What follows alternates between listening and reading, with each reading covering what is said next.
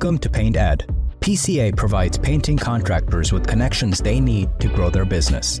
To find out more and to become a member, visit pcapainted.org. Find more great content just like this on PCA Overdrive. A subscription to the platform is included with membership. For all you non-members out there, sign up for a free trial.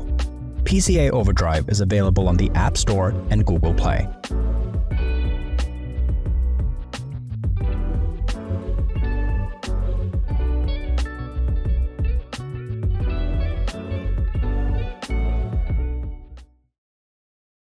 This episode is brought to you by Pittsburgh Paints and Bear.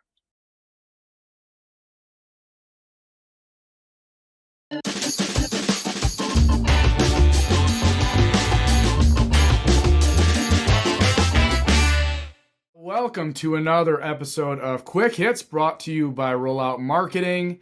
Man, who do we have here with us today? The one, the only, the man who needs no introduction unless you don't know anything about painting or not part of our industry. His name is Nick Slavik from New Prague, Minnesota. Nick Slavik, Painting and Restoration. Nick, welcome, my friend. Dude, good to see you again. And yeah, looking forward to spending next week with you. Of course, when PCA this Expo. episode airs, it might be long past. So we'll have you back and say how much you did not enjoy spending time with me. Boy, was that a good time, Brad. Holy cow. All right, Nick, I brought you on to not talk about painting. I don't want to talk about craftsmanship or building a business. I brought you on to talk about the PCA, the Painting Contractors Association. So let's start with your one-line thesis. If I say the PCA is, you say what? The PCA is a hack, a cheat code, and the biggest competitive advantage you can have if you are in. I'm glad you didn't just say it's a hack, because I've been called a hack and that has very different meaning. I definitely wanted to finish that sentence, that's for sure. All right. Well, talk about your experience with the PCA. Why should anyone care about what you have to say on this matter? Yeah, so I actually did a writing assignment for myself this morning. This will be my 10th expo. That's our big Super Bowl of the industry. And I started being a single owner operator on my first expo. 10 later, we have advanced past that. And personally, professionally, who I am as a human, a craftsperson, a husband, a father, a business owner, there is a direct line between the PCA, the humans there, and all of the things that I've done with my life. So it's not hyperbole to say it's the most meaningful organization in my life. I mean, it's clearly a passion of yours, and that's it. I mean, it's just changed your life. Yeah, no just big deal. that. Yeah. No, it's an amazing entity that is a lighthouse and a dog whistle to people like you and me, who are a specific type of human who really have this servant leader bent to reach out out of their normal circles and help other humans. And you've obviously been very active with the PCA for a few years, been on the board, and you now serve as the chairperson of the board of directors, right? Tell me about that. Yeah, and that is, oh, dude, that's been crazy. Like, not only, when you look around the board of directors, I likely have the smallest business, the least professionalized business of all the people on the board of directors. And I have to stand up in front of them and propose a strategy for this 140-year-old nonprofit that goes off into the future and guides us in the right way. All of the people are big thinkers. All of them are bigger thinkers. And so I love the challenge of leading from a board of directors, because in your business and my business, we can make unilateral decisions at a moment's notice. There's no board of directors. There's nobody to check us. We just do it. This is a completely different level of leadership, and it really tests you because it's got to be slow and consistent and methodical and right. That's so. As you know, I was recently appointed to the board of directors myself, and I'm still new in my tenure, but I like to move fast. And it certainly served us well at Ellison Painting, but I am hoping that I can maintain my enthusiasm while things move slower slower. And it's got to move slower, right? You can't make huge dramatic changes for thousands of people overnight. Yeah, I mean, if you think about this as an entity, it's a multi-million-dollar organization with somewhere between 1,300 and 1,400 benefactors, stakeholders, employees. a crazy leadership team. The board of directors is made up of businesses that have $100, $200 million worth of revenue in there. It is a large piece that has been operating in this industry for 140 years. And if we all did what we did when we were founding and scaling our companies to this thing, that's not what this organization would respond positively to. It's got to be methodical and straightforward. So I think a lot of this board of directors service hits us at a time where it stretches our leadership ability, but it gives all of us a great lesson for our own personal and professional lives about the next step of what's going to be asked of us as leaders as we grow our businesses bigger. So I know you get asked this all the time, as I do. What are the benefits of being a member of the PCA? Why should someone join? There is a monstrous list that I have memorized of tactical benefits, including health insurance, painter's training, business training. But the problem is, if I were to list out 27 of those to somebody, I don't necessarily think if that's the thing that gets you in, I don't think you're really looking for the right thing. All of that said, in the end, it's the humans. And not only will it take you from one person to as many people as you want, it'll teach you how to be a good citizen, a human, a father, a husband, a craftsman, an entrepreneur. It'll also give you those opportunities to serve your community. And honestly, it is literally like my thesis. All of the greatest minds in our industry are located here, and they'll give willingful of themselves. And anything you ever need, you contact them, and that is the benefit there. So going to the things, getting the standards, going through all the trainings, fine. If you don't interact with any of the humans, you haven't begun to express the benefits of your membership. Yeah, and I've experienced that because my life, my literal life, changed once I met you and Jason Paris. Was fortunate to be invited to your winter retreat, and that was 3 years ago now, I guess. Yeah, not that long ago. Yeah, and it was, man, a total paradigm shift for me, not only in relation to what my business could be, but who I should be as a leader and a servant to the people that work with me. Yeah, I mean, the resources are good. The painter training is good. The business training is good. The business accelerator courses have helped a ton of people. But I concur that it's the relationships that you make. And if maybe I would have stumbled upon some people like you and Jason in the industry, but if it wasn't for the PCA already having connected you to Jason, to the Kuipers, to everyone else, that journey would have been much longer for me. And now here I am 3 years later and got a $5 million a year painting company. Right? Yeah. Just like that, with the help of all the humans around you and a whole bunch of grit and hard work. So it's an amazing. Are there any downsides to being a member of the PCA? Yeah. Oh, there's numerous. Number one, you're going to get gapped and you're going to be humble. Like that is, honestly, that's like that interview question. What's your biggest weakness? I work too hard and love too much. The downside is this. There is no it's not going to hurt your life. It is going to put you in a place where you question everything you've ever known and your focus and mission in life. And getting gapped, just like my first expo, the first two people I ever met in this industry were Dave Scaturo and Gina Court. They run $20 to $30 million industrial multi-state companies, and I showed up with oil primer on my hands. You want to talk about getting gapped? I had a crisis of faith in the best possible way you could after meeting those humans, which is, now I know what I need to do. I'm inspired. I don't know if I can do that, but I'm headed in that direction. And you're going to have a crisis of faith. What you choose to do. I got to share the story. Maybe I shared it with you before, but it's one of my favorites. So our mutual friend, Jamie Burkhardt, had reached out to me about 3.5 years ago. We had connected on Facebook, and he wanted to put together like a mini mastermind group of painting contractors just to chit chat. So, and we didn't know whether it was going to be a regular thing, like weekly, monthly, maybe just one off. And so he invited me and a couple other guys, and it was all right. Let's start. Let's just go around. Maybe share a little background. And this is when I was running that other company, the company I was running when you met me. Yeah. And so I'm an Enneagram 8, so I can't stand a break in a conversation. So I'm always the first one to just say, all right, I'll do it. I'll go first. That's fine. So I'm like, oh yeah, I'm Brad Ellison. I run this company in Metro Detroit. We're going to do about $2.5 million this year.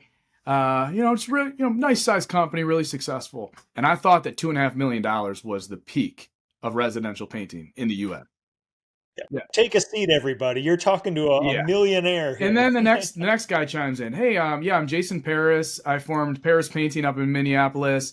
I think our residential business this year is going to do $8 or $9 million. And I go, oh, okay. I felt really stupid. And then the next guy chimes in. He says, hi, my name is Jason Phillips from Phillips Home Improvement. I think we're going to do $14 million this year.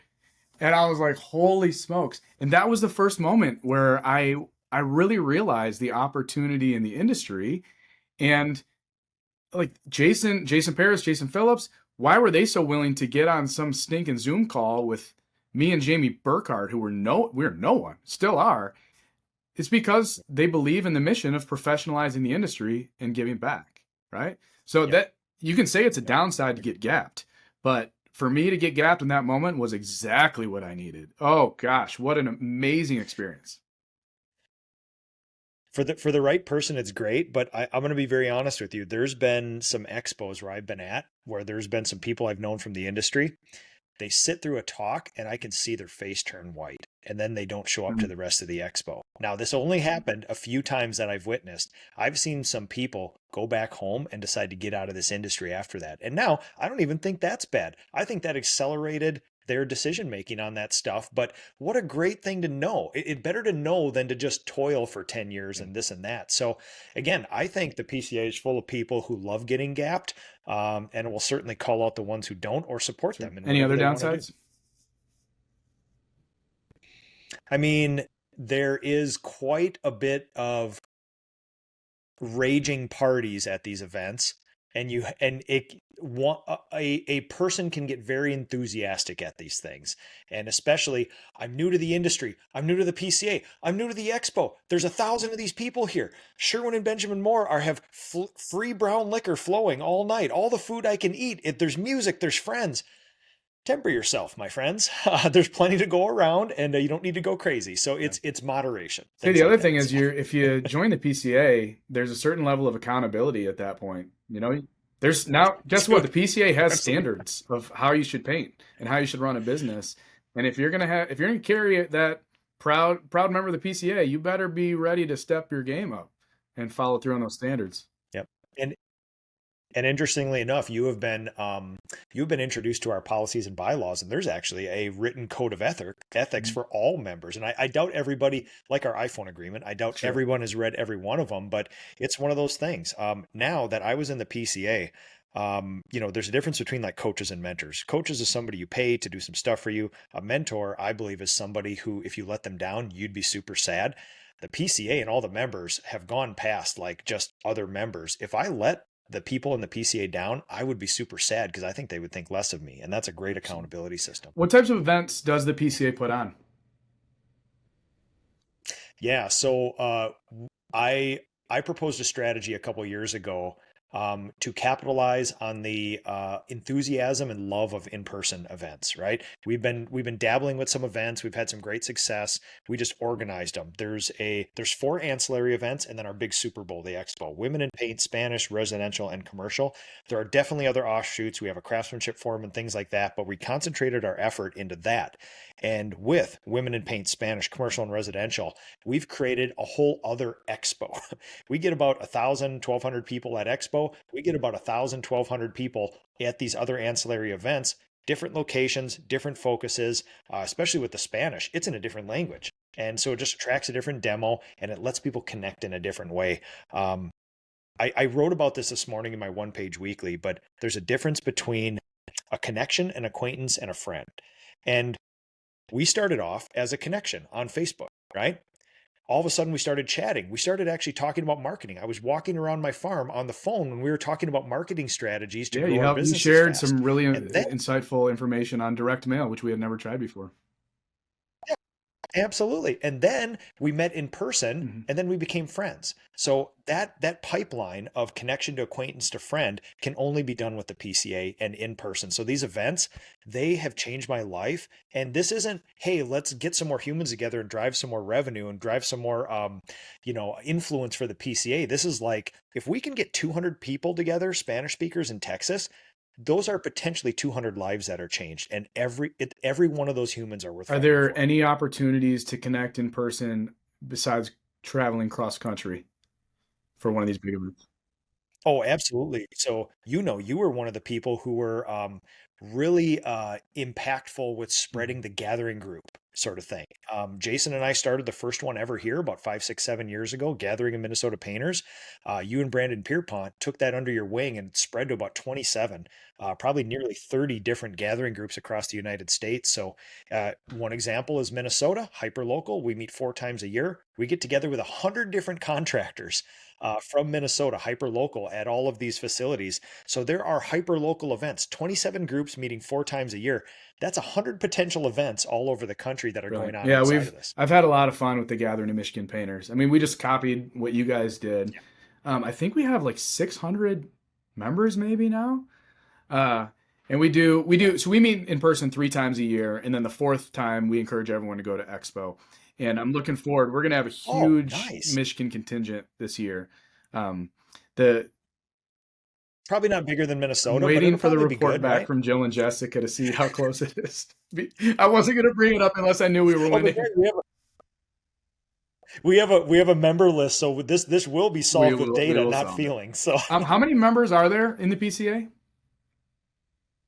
yeah, so we crossed the 1,300 mark this year. We're Okay. approaching 1,400. So, and I should also mention numbers matter based on trend lines too.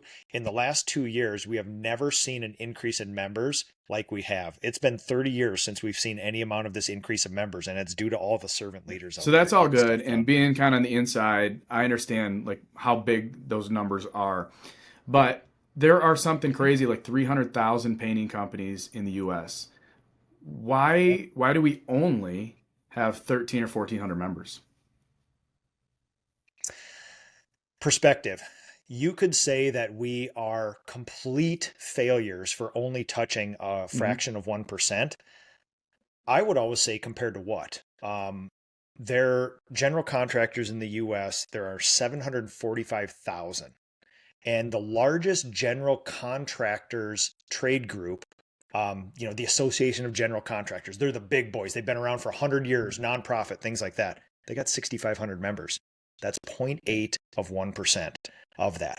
If we had the equivalent amount of painters as they do, we'd have 2,400 members, which I would argue in the next 5 years, we are absolutely on track with that trend line. So you and I share the same thing. What I believe is behind that question is why the hell don't more people do this?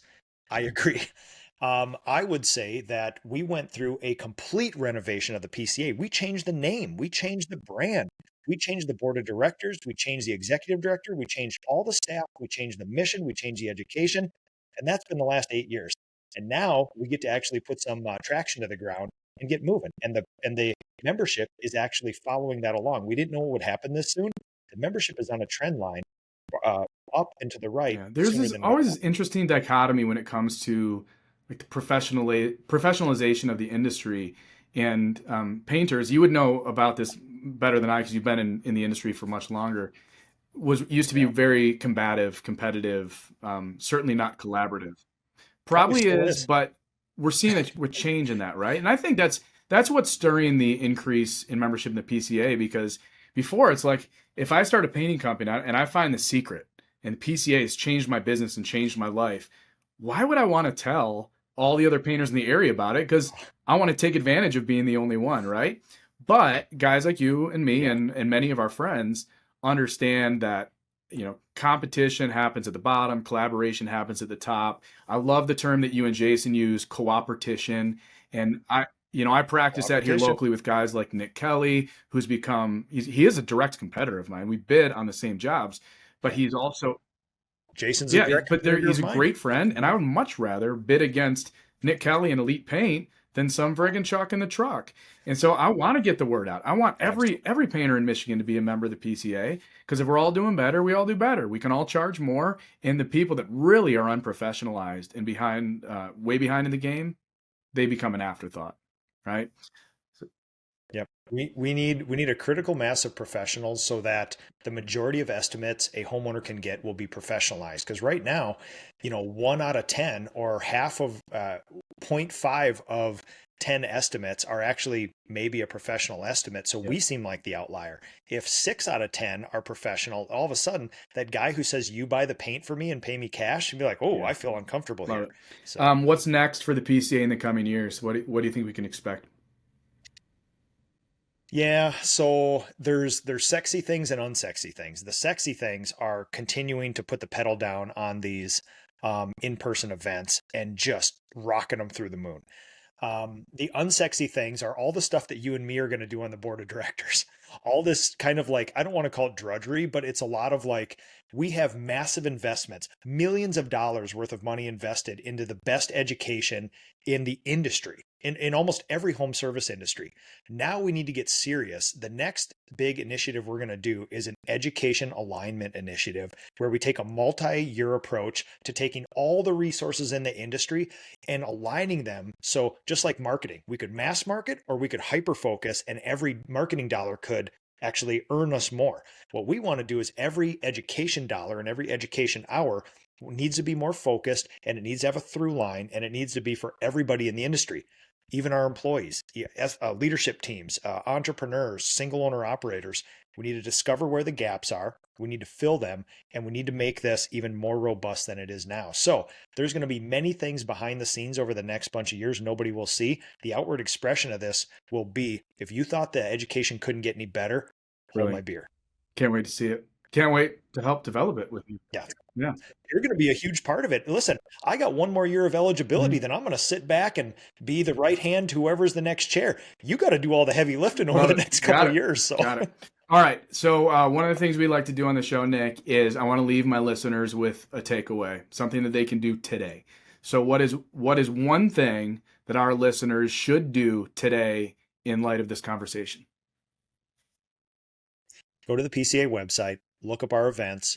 All of 2025 events will be posted this next week or whenever this airs. Last week. And I dare you, personal and professional dare, sign up for one event this year.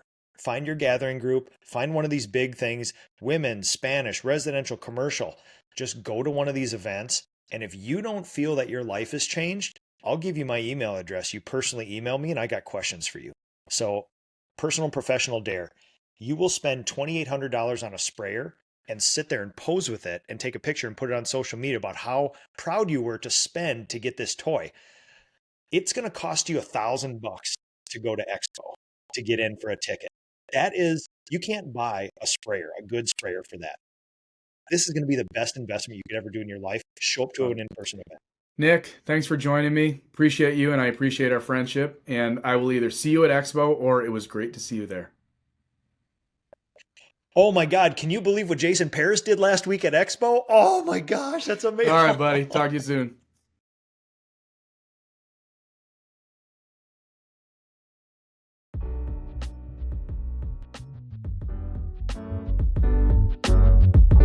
Paint Ed podcasts are produced by the Painting Contractors Association and are made possible by members and industry partners. To find out more about the upcoming educational opportunities or for more information about joining the PCA, visit pcapainted.org.